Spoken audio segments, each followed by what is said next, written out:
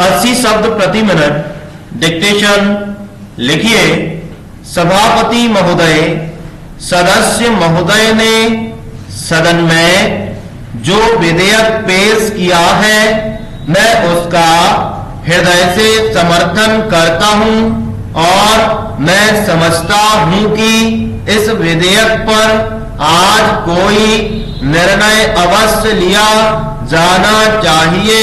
कहा जाता है कि इस देश में राजनीतिक नेता बहुत अधिक हो चुके हैं और समाज सुधारक यहाँ बहुत कम रह गए हैं।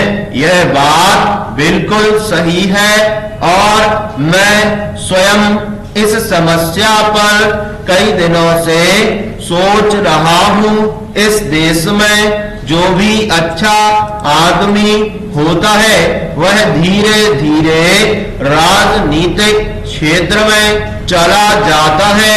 बड़े बड़े उपदेश सभी दे देते हैं कि गरीब की सहायता करनी चाहिए, किसी की वस्तु पर कब्जा नहीं करना चाहिए और किसी दुखी को बिना कारण कष्ट नहीं देना चाहिए।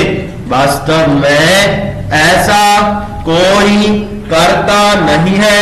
बड़े बड़े राजनीतिक नेता इन बुराइयों से अलग नहीं है।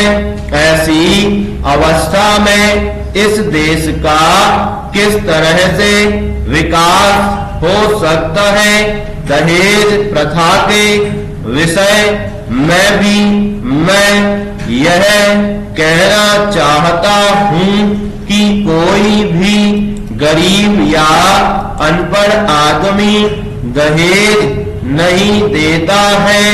देश के सब बड़े नेता, सब बड़े कार्यकर्ता और सभी बड़े समाज सुधारक दहेज देते हैं। वे बड़े लोग कानून की परवाह भी नहीं करते हैं। पैराग्राफ। सभापति महोदय, पंजाब में एक कानून बनाया गया है कि पिता की संपत्ति में लड़कियों को भी उतना ही हिस्सा मिलेगा जितना लड़कों को मिलता है।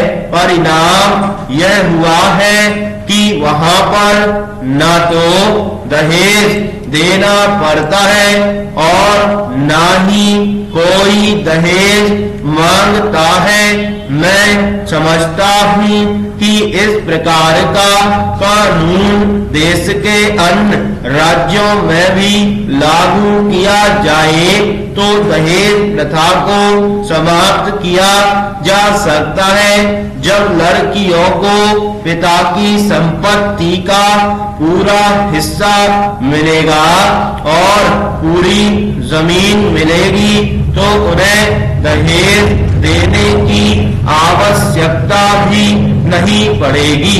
एक बात जो मैंने अभी कही है कि सबसे पहले हमें अपनी आदतों को सुधारना चाहिए, तभी हम देश की गरीब और अनपढ़ जनता से यह आशा कर सकते हैं कि वे भी इस बुराई को दूर करने में अपना सहयोग दें। अभी तक माननीय सदस्य ने सुझाव दिया है कि दहेज देने की एक सीमा निर्धारित कर देनी चाहिए।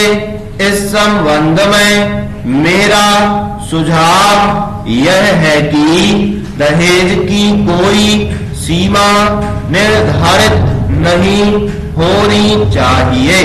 दहेज के नाम पर कुछ भी देना अपराध माना जाना चाहिए। दहेज प्रथा को जड़ से ही मिटाया जाना चाहिए। स्टॉप।